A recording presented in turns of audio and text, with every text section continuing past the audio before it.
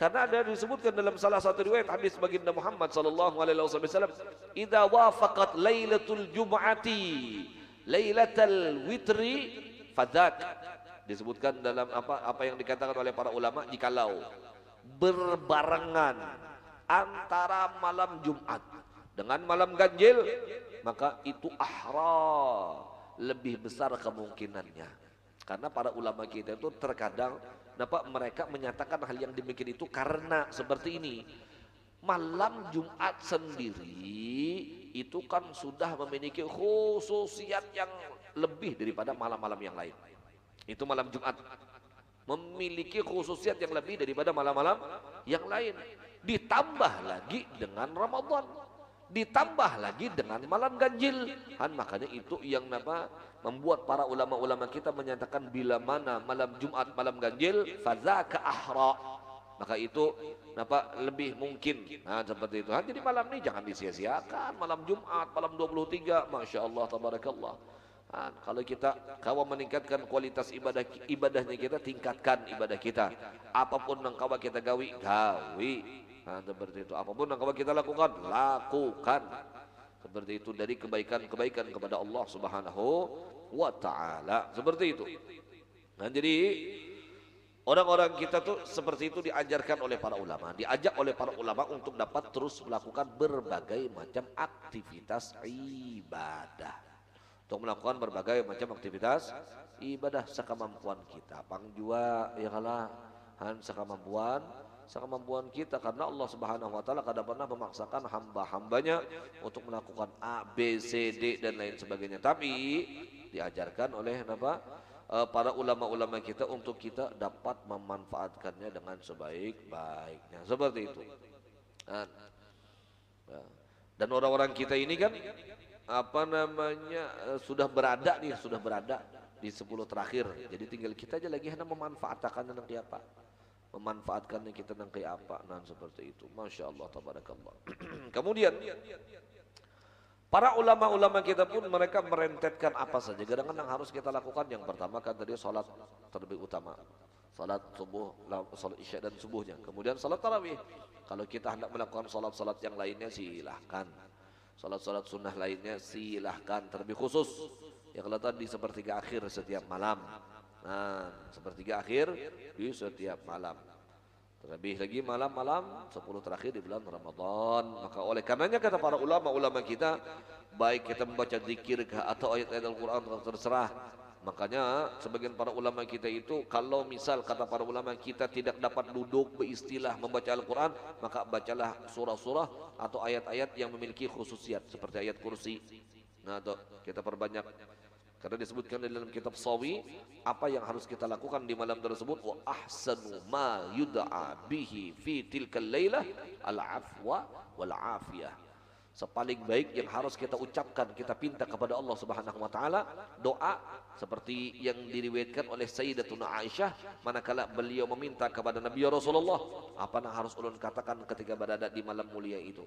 Dan Nabi Muhammad ucapkanlah, Allahumma innaka afuwun tuhibbul afwa fa'fu anna. Riwayat yang kedua bertambah, Allahumma innaka afuwun karimun tuhibbul afwa fa'fu anna. Jadi terserah pian hendak membuat karimunnya kan atau kada apa. Itu ada 2 riwayat juga dari Ibnu Majah dan At-Tirmidzi seperti itu. Oleh karenanya itu doa yang dimana kita dituntut untuk memperbanyaknya di malam-malam ini. Kemudian bagi orang-orang yang dapat melakukan salat, maka lakukan salat ataupun membaca ayat kursi. Kata para ulama, ma warada fi qiraati kasratus sawabi ka ayatil kursi, atau an yatakhayyara ma warada fi qiraati kasratus sawabi ka ayatil kursi. Atau kita, kata para ulama, di antara menghidupkan malamnya kita itu dengan membaca ayat kursi, karena telah memiliki banyak keistimewaan dari apa yang telah disebutkan oleh baginda Muhammad sallallahu alaihi wasallam. Faqad warada anna afdalu ayatin fil Quran. Bahkan disebutkan dalam riwayat sepaling afdal ayat di dalam Al-Quran adalah ayat kursi. Maka bagus juga atau kita membacanya seperti itu. Atau kata baginda Muhammad sallallahu alaihi wasallam, atau kata para ulama kita, kita ini membaca surah-surah yang memiliki khususiat. Seperti apa? Dikatakan oleh baginda Muhammad, "Idza zulzilat nisfal Qur'an ta'dilu nisfal Qur'an." Iza zulzilatil ardu zilzalaha, sekali kita membaca pahalanya sama kita mendapatkan pahala setengah Al-Quran. Atau membaca surah Al-Ikhlas ta'dilu sulusal Quran. Surah Al-Ikhlas kita baca qul huwallahu ahad Allahu samad, sepertiga Al-Quran kita dapat pahalanya. Atau kita membaca surah Al-Kafirun, bila mana kita membacanya sama halnya orang-orang kita mendapatkan pahala seperempat Al-Quran. Atau kata para ulama kita disuruh membaca Yasin, karena Yasin qalbul Quran. Atau dan disebutkan juga dalam riwayat yang lain, annaha lima quri'atlah, karena surah Yasin itu tergantung dari apa yang kita niatakan. Seperti itu. Nah, maka oleh karenanya kita kalau kau membaca ayat-ayat Al-Quran itu lebih aula, lebih utama. Nah, terlebih khusus di dalam salatnya kita, ataupun kita di luar salat membaca ayat-ayat Al-Quran tersebut. Atau kita wa yuksuru minal istighfar wa tasbih wa tahmid wa tahlil wa anwa'i dzikir wa salah ala nabi sallallahu alaihi wasallam, wa yad'u bima habba li nafsihi wa li ahbabihi ahya'a wa amwata, wa yatasaddaqu bima yatayassara lahu wa yahfadhu jawarihahu 'anil ma'asi.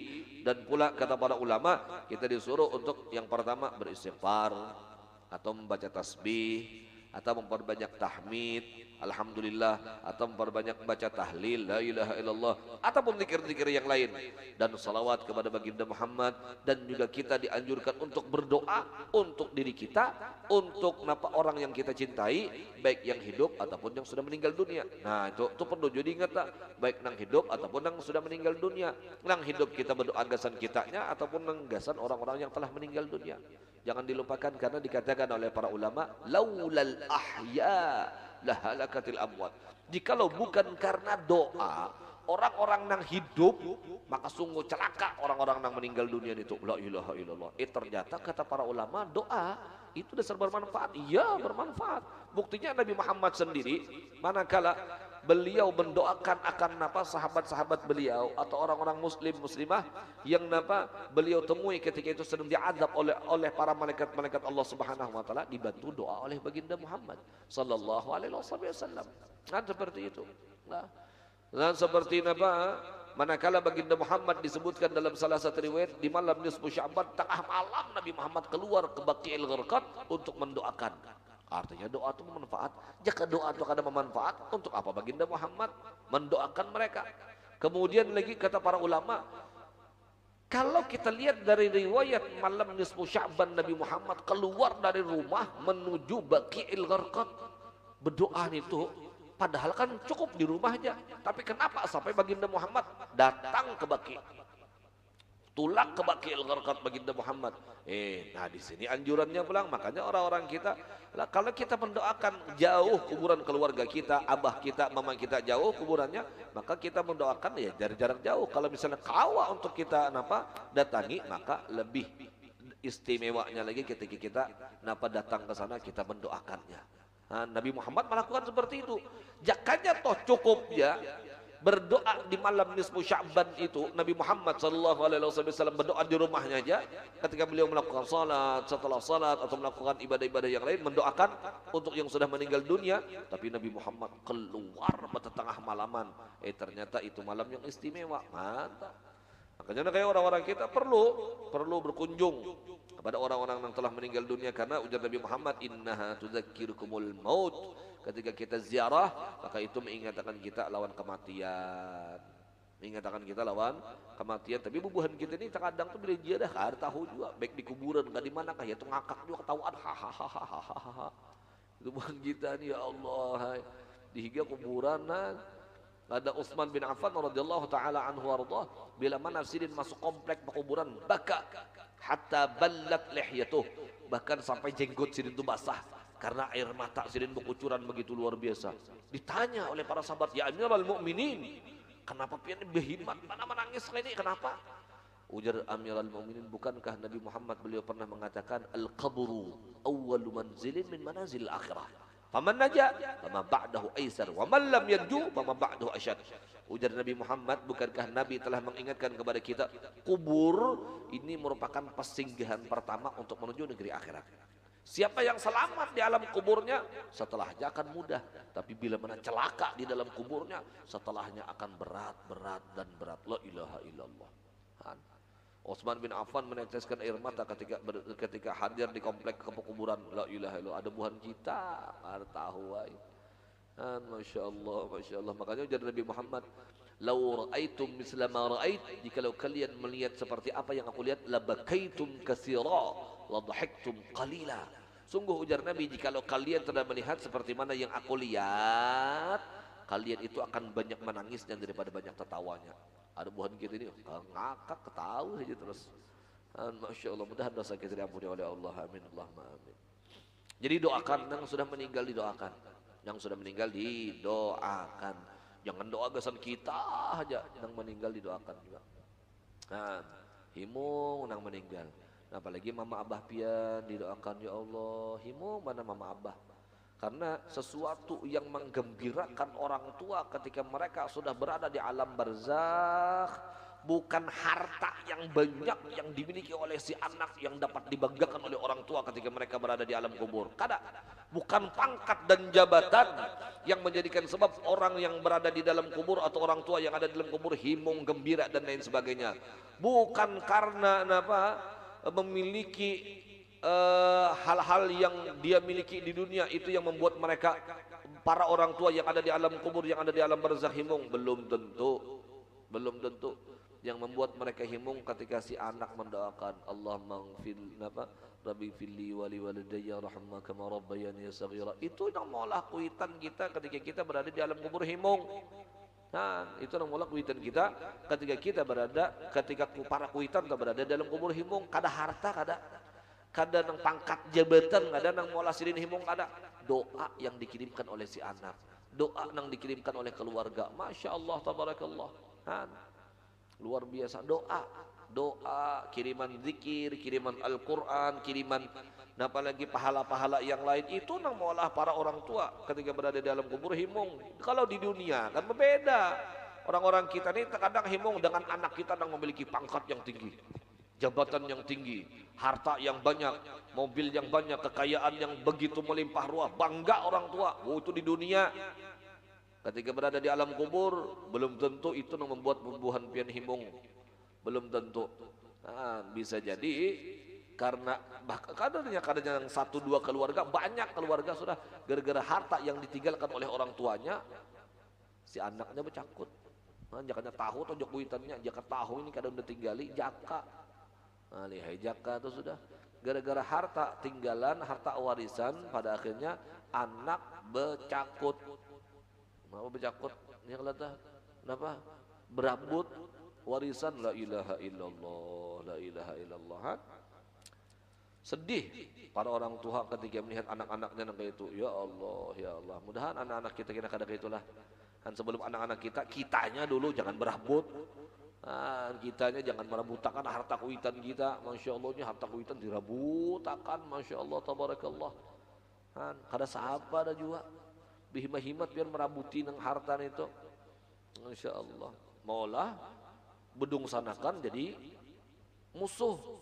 Ya Allah, ini kada 1-2 keluarga, banyak sudah hal-hal yang kayak ini. Makanya perlu kita perhatikan, kita nang rajin menuntut ilmu, rajin mendengar, jangan sampai terjerumus di dalam hal yang demikian itu. Perlu kita bentengi diri kita dengan ilmu pengetahuan yang kita pelajari seperti itu. Makanya doakan pun juga orang-orang yang telah meninggal dunia. Kemudian wa yatasaddaqu bima yatayassara lahu, bersedekah sekemampuan di malam itu. Bersedekah dengan sekemampuan. Makanya malam-malam itu kipian tarawih hirata bawa duit. Kada kawan yang 50.000, 100.000. Kada kawan 100.000 dan 200.000. Terbalik kan itu. Kada kawan, pokoknya sekemampuan pian. Bersedekah di malam itu. Sedekah. Kada kawan banyak sedikit. Kada kawan banyak sedikit. Dan sekawannya. Wayah, yang paling penting pula, wayahfadhu jawarihahu anil ma'asi, menjaga anggota tubuhnya jangan sampai melakukan perbuatan maksiat. Nah, ini pula paling penting. Terkadang kata para ulama, tarkul ma'asi a'zamu ajra min fi'li ta'at. meninggalkan maksiat itu kenapa bisa menjadi lumbung pahala yang besar dibandingkan dengan kita melakukan perbuatan taat. Kalau kita berbuat taat itu kan ujar para ulama mudah, tapi ketika kita meninggalkan maksiat itu perlu mujahadah, perlu kesungguhan dari kita. Perlu kesungguhan. Masya Allah. Makanya perlu orang-orang kita untuk berhati-hati di dalam melakukan hal-hal agar apa yang kita lakukan mendatangkan ridho dari Allah Subhanahu wa taala. Dia ada zikir bagus yang diajarkan oleh para ulama untuk kita membacanya di malam-malam ini. La ilaha illallah al-halimul karim subhanallahi rabbis samawati sab'i wa rabbil arsyil azim. 3 marrat, 3 kali. La ilaha illallah Al-Halimul Karim Subhanallahi Rabbis Samawati Sab'i Wa Rabbil Arshil Azim. La ilaha illallah Al-Halimul Karim Subhanallah Rabbis Samawati Sab'i Wa Rabbil Arshil Azim. Kana kaman adraka Lailatul Qadar. Zikir itu sendiri kata para ulama, bila mana kita membacanya 3 kali, seakan kita telah bertemu dengan Lailatul Qadar. Nah, apalagi kita baca di malam-malam Al-Qadariyah. Nah, malam-malam Lailatul Qadar seperti itu. Masya Allah. Ya, mudah-mudahan kita senantiasa diberikan oleh Allah Subhanahu wa taala kekuatan, kemudahan untuk melakukan berbagai macam aktivitas ibadah kepada Allah Subhanahu wa taala. Dan mudah-mudahan kita senantiasa diberikan oleh Allah Subhanahu wa taala umur yang panjang di dalam taat ibadah kepada Allah, sehingga menjadikan kita hamba-hamba Allah yang beruntung dunia, beruntung akhirat, beruntung. Amin Allahumma amin. Terakhir dari Nabi Muhammad, kita ini kan Nabi Muhammad pernah menawarkan kepada para sahabat, ayastati'u ahadukum an yaqra'a fi kulli yawmin wa lailatin alfa ayah. Ujar Nabi Muhammad, bila mana adakah di antara kalian, kata Nabi Muhammad, yang mampu untuk membaca di dalam setiap harinya kalian ini 1000 ayat. Bila mana lalu ujar para sahabat, man yastati'u minna ya Rasulullah, siapa yang mampu di antara kami wahai Rasul membaca 1000 ayat? Karena 1000 ayat itu kan Masya Allah tak? Al-Baqarah aja 286, Al-Imran dia pulang 200, An-Nisa pulang 176, Al-Maidah dia pulang 120. Masya Allah, ngitunya beberapa juz kita sudah. Makanya ujar para sahabat, siapa yang mampu wahai Rasul di antara kami? Lalu diberi solusi oleh baginda Muhammad, bila mana kalian membaca alhaakumut takatsur ta'dilu alfa ayah. Sekali kita membaca alhaakumut takatsur, pahala yang kita dapatkan seperti kita membaca 1000 ayat. Kan seperti itu. Maka oleh karenanya hal itu pula perlu kita camkan di dalam keseharian kita. Mudah-mudahan itu dapat menjadi amaliyah kita di dalam setiap harinya, sehingga kita mendapatkan pahala demi pahala, kebaikan demi kebaikan dari Allah Subhanahu wa taala. Amin Allahumma amin. Dan mudah-mudahan kita semua panjang umur, sehat wal afiat, seluruh hajat-hajat kita dikabulkan oleh Allah Subhanahu wa taala. Amin Allahumma آمين. على هذه النية الفاتحة. أعوذ بالله من الشيطان. بسم الله الرحمن الرحيم. الحمد لله رب العالمين. إياك نعبد وإياك نستعين. غير المغضوب عليهم ولا الضالين. آمين الله. بسم الله الرحمن الرحيم. الحمد لله رب العالمين. اللهم صل وسلم على سيدنا محمد وعلى ال سيدنا محمد. اللهم ربنا تقبل منا انك انت السميع العليم وتب علينا انك انت التواب الرحيم. اللهم ارزقنا الاخلاص في طلب العلم وفي نشره وفي جميع الطاعات. ربنا هب لنا من ازواجنا وذرياتنا قرة اعين واجعلنا للمتقين اماما. ربنا آتنا في الدنيا حسنة وفي الآخرة حسنة وقنا عذاب النار. وصلى الله على سيدنا محمد النبي الأمي وعلى آله وصحبه وسلم. الحمد لله رب العالمين.